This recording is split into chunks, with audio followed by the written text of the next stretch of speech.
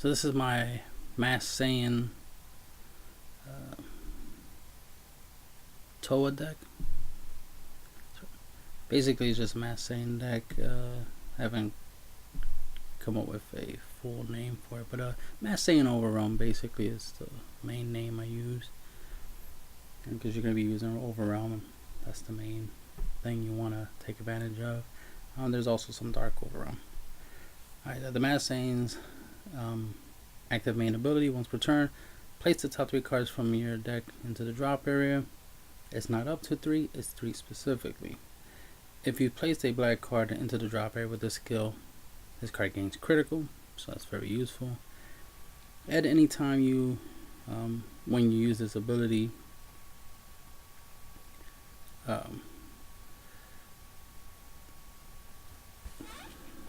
I'll just read out his effect. When this card inflicts damage, send the card to the graveyard instead for the duration of the turn. Alright, if a card of any other color is placed into the drop area, this card also gains 5,000 power for the duration of the turn. So there's no other color in the deck at the current moment. You can splash in other cards, other colors into the deck. I was thinking of Tekken and Destructive Champa, because it's very useful, and especially works really good with the Masked Saiyan, since the Masked Saiyan is critical, and Double Strike is just too good, because you only need to do 4 attacks, right, with Double Strike to end the game, you know, if the attacks are successful, of course. And then when you have 4 less life, you draw 2 cards and you flip this card over. His Awakened side is active main. Once per turn, send the top 3 cards of your deck to the drop area. If any of them are black cards, you gain critical for the duration of the turn. If another color is placed into the drop area, this card also gains 5,000 power for the duration of the turn. And auto, when this card attacks, draw 1 card. All good effects. The ability to draw, the ability to mill, to gain, gaining critical and potentially gaining power boost. All great stats for this leader. And we're going to utilize that milling effect in the rest of the deck. So moving on to the rest of the deck. So the main cards you want to have in your opening hand, because sometimes I notice people don't do that. They don't tell you like, oh, what is the optimal hand, like what you want to do with your first opening hand. Since you have the ability to put cards from your hand back in the deck, and then shuffle and draw a new hand. What you want to see in your opening hands, what you want to have a minus killy zone, at least 1 copy. You want to have that, because that's your cold-bloodless defense, right? Because you're going to try to make a decent play later, and you're going to want that. So you want to have a minus killy zone. You don't want that to get milled. You want dark plots, as many copies as possible. 1 or 2 is good enough. The more the merrier, of course, because you don't want them to get milled. You want the Towa space time, because she will let you search, especially if you go first. You want a first turn play, so obviously you want to keep a 1-drop in your hand, so you can make a first turn play of playing Towa, so that way you can get either Relentless Destruction Mirror or get a Power Aura Mirror.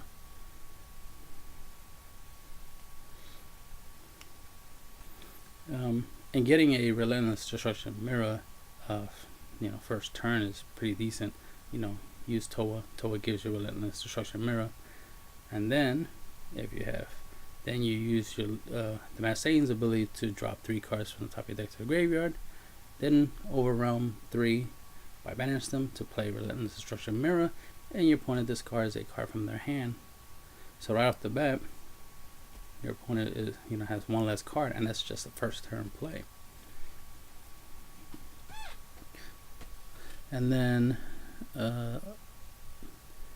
and the other card you want, especially for a first turn OverRealm play, would be Frigid Blast Putini, because she will get you a Dark Control Demon God, Demigra, and he's your main boss monster, right?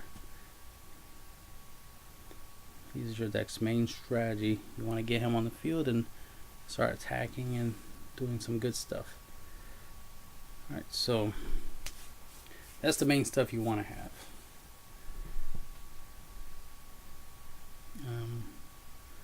Obviously, Dark Control, Demon God, Demigra has Dark Overrealm 4. So if you Overrealm, you can Dark Overrealm, and that's it. One of each per turn. He has Overrealm 4. You pay 3 of any color to play him. Of course, you set him to the warp during the end phase. Auto ability: when this card attacks, your opponent chooses one card from their hand and sends it to the warp. To their warp. If that card was a battle card, you can combo with that card. So that's good. So you attack with it. If your opponent doesn't negate, you go into your auto. He'll banish a card from his hand. He gets to choose. It'd be nice if it was random, right? But he gets to choose. And if it's a battle card, and most decks are like 90% battle cards, the chances of them having to banish a battle card is highly likely. And if it is, of course, you get a combo. Preferably, you want them to banish the warp a 10k combo, and you get to combo for free with a 10k combo.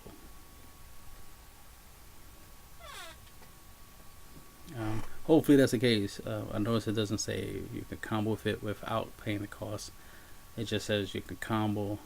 You can, if that card was a battle card, combo with it in your combo area. Hopefully they're just trying to save ink and not mentioning that you have to pay, because they're just hoping that, like, hey, you understand it's for free, right? That's why I look at it. It's free. If I have to pay for it, it's like, oh, that's lame. I have to pay for a 10k combo. But anyway, I'm going with the idea that's free. Moving on. This obviously will give you some hand control, so that's always important.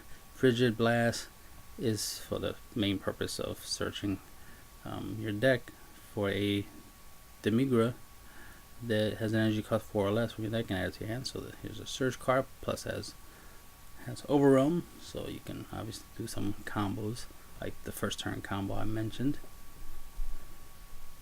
And it's a dark Overrealm, so you can still, do a regular Overrealm. So that's useful. So you can do Frigid Blast, and then you can, still do a Relentless Destruction Mirror if you just so happens to have enough, the ability to do both. But typically, you're just gonna be Overwhelming or Dark Overwhelming once per turn. Typically. Unless you already set up a turn, because if you first turn mill 3 and then you end your turn doing nothing, and then next turn then you go like, oh, do an Overwhelm play or Dark Overwhelm play, then use your leader's effect to mill 3 more and then go into that. If you do the Awaken ability, where it's like you mill 3 with the front side of your leader, and then you Awaken Bardock into his Awaken side and then mill 3 more, after you already Overwhelm, then you get to Overwhelm and Dark Overwhelm in a single turn. So there's stuff like that you could do, of course. Then we got Towa Reprogrammed Menace. She has Xeno Evolve. You can pay 4 to evolve her on top of a Towa. And you play this card in active mode by sending the battle card in your battle area to the warp. So the main target for that would be obviously your 1-drop Towa Space Time Unleash, because you can do a 1-turn play where you play the 1-drop Towa for 1 energy, right? And then for 4 energy, so it's like a 5th turn play. Play 4 energies to evolve on top of that Towa with Reprogram Menace Towa, and then get her effect.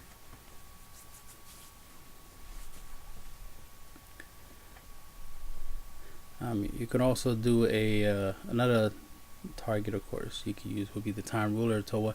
That works out pretty well because you play Time Ruler Towa, by overwhelming 4, so you play her free of charge.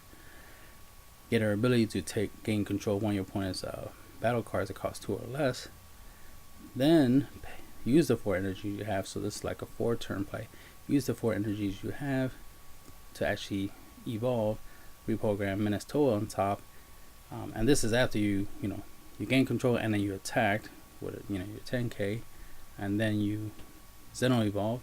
so that we can play this untapped and then be able to attack. So you get 2 attacks, plus you get to take control of 2 battle cards, because you take one of your opponent's battle cards that costs 2 or less with the Time Ruler Towa, and then when you summon the Towa Reprogram Menace by Xeno Evolve, you get the auto ability when this card evolves into this card.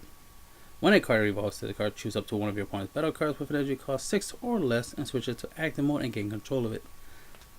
Which is awesome, take control of something your opponent has to 6 or less, and then attack them with that. And this is something you can do in your fourth turn play. Obviously you could do this later when they have a 6 drop, so it'd be like a 6 turn play. So the ability to take your opponent's battle cards and then use them against them, just too good. You're not going to have a lot of battle cards on your side field because you're going to be doing a lot of overwhelming. You're going to be attacking, and your battle cards might not survive too long. So taking your opponent's battle cards and using against them is very useful. And that's my play style. So of course this deck is awesome for that, because it does that. It takes stuff and it just helps me get enough attackers to keep attacking my opponent. I just need to attack them 8 times per game, right? Or if I got double strikers that I'm stealing, like if I'm stealing my opponent's Kaba or something, I'm going in with double strikes. It's like, I can win faster that way. The better my opponent's battle cards are, the better chance I have of winning. The faster I can win, right? Already mentioned Time Ruler Towa's ability. Umbral Invitation Towa. She's a Dark OverRealm 4. You pay 1 of any color to player. And then her auto ability, when you play this card, choose up to one of the battle cards in your opponent's battle area with an energy cost 3 or less and gain control of it. So there's that. Obviously you can also use this with the Towa menacing play, because you could overwhelm Dark OverRealm 4, play 1 energy to play Umbral Invitation Towa, and then and take control of your opponent's battle card that costs 3 or less, and then Xeno Evolve after attacking and whatnot, which is always good to do.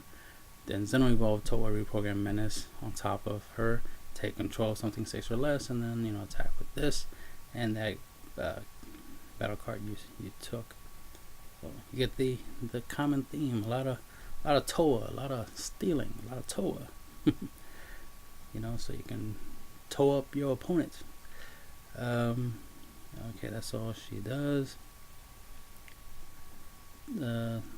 Space-time Towa. When you play her, look at the top 7 cards from the top of your deck. Choose 1 mirror or mass Saiyan among them and add it to your hand. Then shuffle your deck. And I have Relentless Destruction Mirror, and I have Power Aura Mirror. So I have 8 mirrors in the deck, so the chances of hitting one of these is pretty high. Ironically, originally when I was testing this, I wasn't using no mirrors at all. I was just using Space Time as a 1-drop and a 1-drop that lets me shuffle.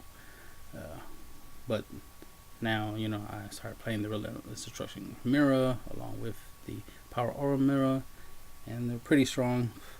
And having strong attackers that can help me deal damage to my opponents, very useful and very needed for my playstyle. So I needed this ability, plus searching and plussing is always good. And then Relentless Destruction Mirror's ability is really good. When you play this card using OverRealm, your opponent chooses one card from the hand and places into the drop area. So you have a good amount of hand control by doing that. So it makes it harder for your opponent to block attacks, especially if you play God Demigra, and then you OverRealm Relentless Destruction Mirror right there. Your opponent has 1 less card in their hand by playing the mirror. Then you attack with Demigra. Then they have to banish a card from their hand, so that's 2 less cards in their hands. They'll have to block your attacks. which is always good. Then we have Power Aura Mirror, OverRealm 3. Permanent. When you have 3 or more cards in your warp, this card gains 5,000 power, so it becomes 20,000 if you have 3 or more. If you have 5 or more cards in your warp, this card gains an additional 5,000 power. So as long as you have 5 or more cards in your warp, which you will easily have in this deck, you get 5,000 power for the Power Aura Mirror. Obviously, something you can do is use Dark Plot to bring back a Power Aura Mirror from your warp area onto your battle area, and it'll become a 25,000. As long as you have 5 or more cards in your warp. Then, because it's an OverRealm, Dark Plot's ability will let you untap 3 energies, and then you can use those 3 energies to play another Power Aura Mirror from your hand, and then now you got 2 on the field. You have 2 25Ks on the field that you can swing at your opponent with. So that's, you know, pretty good play you can do there.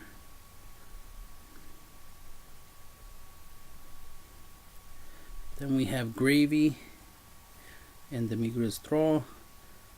It's your 2-drop, 15k auto when this card attacks, or if you combo with this card. If your leader card is black, which it is, choose up to 2 cards in your warp and place them into your drop area. So this is how you're going to replenish your graveyard for you to, you know, OverRealm. So this is that way you don't have to keep milling the top 3 cards of your deck just to have something to OverRealm with, you know, just to have stuff in your graveyard to OverRealm with. You can use this to get what you already used to OverRealm, put it right back in the graveyard. Personally, I wish this did up to 3, but it's cool that it does up to 2 for now. Later on, there'll be probably more support. They'll improve this deck. Obviously, this is the beginning. Hopefully, they also create cards that have ability can get you cards back from the warp to the hand, or whenever something gets warped from your graveyard, you can add it to the hand or play it onto the field. Stuff like that would be awesome. I know they're going to create one more black cards that have other abilities, and hopefully they'll have some recurring ones. The ability to grab something from my warp and summon it to my side field or add it back to my hand every turn would be awesome, especially if they create a field spell, you know, field card. That'd be awesome. A field card that'll let me add stuff from my warp back to my hand. That'd be perfect. That will definitely help this deck go infinite, basically. Just be able to recycle and just go over and over and over again, and just so much I can do.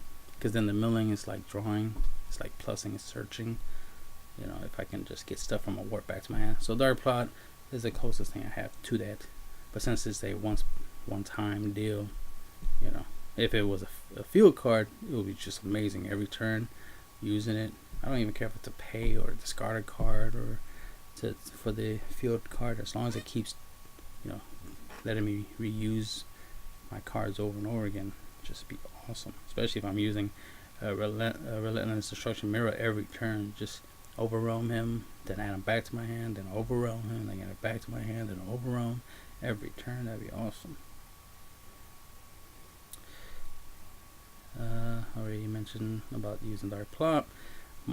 Minus Killy Zone, very useful, especially if you prepare a turn early before you're going to play this, because sometimes I will be on my 3rd energy, and then I'm like, oh, okay, and my turn I don't make no play. So what I could do is mill 3 cards with my leader at that point. That way on my 4th turn, when I play an energy, I have 4 energies, which is, you don't really need more than 4 energies. If you want to go to 5 energy, that's up to you, but you really don't need no more than 4 energy. That's the good thing. I like the idea of not having to keep putting down an energy every turn. I like the idea of just drawing a card and play that card, draw a card every turn and play that card. I don't want to have to keep, you know, putting down an energy every turn, or, you know, so getting to the point where you only have to play up to 4 energies is the awesome strategy. I almost forgot to say that to the beginning of the video. You want to play at least a minimum of 4 energies. You want to get to 4 energies, and you don't have to go further than that if you don't want to. But it depends on the on situation and strategy and gameplay. But mainly 4 energies is all you really need to play. But again, you use your leader mill. That way, next turn when you drop your 4th energy, you already have 3 cards in your drop area ready to roll, so that you can play this by banishing those 3 to play this, and then this will go to grave, of course, right? So now you have 1 card in the grave in the drop area, and then you activate your leader's ability to drop 3 more from the top of your deck into the grave, and now you have 4 cards in your grave. Now, because you have 4 cards in your grave, you can obviously go into a Time Ruler Towa play, for energy, for OverRealm 4, play Towa for free. Then you have the 4 energies available to play your reprogrammed menace. So obviously you get the idea of this, how you wanna play and strategize your game plan. So that's how you want to play the deck, obviously, to try to get those effects off. So that's the thing. The milling cards from the top of your deck is just as important, for your game, for your strategies and your combos, as just drawing cards and having cards to play, right? And then we have Time's Judgment. Personally, I wouldn't have a problem replacing this with something else, like maybe some more OverRealm cards, or put in the destructive Champas instead. Try and go more aggro, less defensive. When you're going aggro, you don't really to defend. It's all about going at your opponent, because you're coming at them so fast, so hard, and applying so much pressure. They might not want to take the risk of attacking you, which automatically is free defense. You don't even have to waste time defending when your opponent doesn't want to attack you. And since a lot of your cards don't stay on the field too long, especially if you overwhelm them, you're always open for attacks. Like, you're always in a position where your opponent has to attack your leader, because the only thing you have is your leader. And if they do, they're just helping yourself awaken, among other things. And then, every time you take a hit, you're drawing a card that you can use to battle your opponent with. And, but the idea is to make them lose all their life before you lose yours. But anyway, Time's Judgment is a reusable negate. You pay 1 of anything, counter attack, negate an attack. Then you may place 2 cards from your hand into the drop area. If you do so, you can add this card back to your hand, so you can use it to negate later on. And it's a way to help you get cards into the graveyard for overwhelming purposes. But you typically are not going to do that. It's just a black negate, so it's just there just because it's a relatively decent card. But I wouldn't mind replacing it with something else. 2 time control Chronoa. It's a good card. I just needed something to fill in the last 2 slots in the deck. What it does is really good, so it's worth using it. But if I find some better options, better stuff to put into that slot, at least take 1 out, 1 time control out, and then put in something else like a Mass Saiyan or something, right? The 5-drop one that when you overwhelm 5, pay 1, and then banish all your opponent's battle cards that don't have blocker, that type of stuff, or play any of the other pretty nice Mass Saiyan cards. If they come up with any new black cards that are high cost and really good, might consider that. But mainly I've been focusing on 4 or less energy in this deck, since the way I play, I'm usually winning by turn 4 anyway. And I forgot to mention, when you play this card, it can't be played, right? Your opponent can't counter. This card is unaffected by counterplay cards like Cold Bloodlust and Crusher Ball. And then auto ability: when you play this card, draw 1 card, and your opponent may not play battle cards from their hand with the skills of cards with the super combo for the duration of the turn. Basically Shigesh, right? And that's the for the duration of the game. That's important, not just for the duration of the turn, the duration of the game. So this combined with a minus Killy zone, it's pretty dangerous for certain decks that do use Cold Bloodlust and Shigesh, right? And that's the end of the deck profile.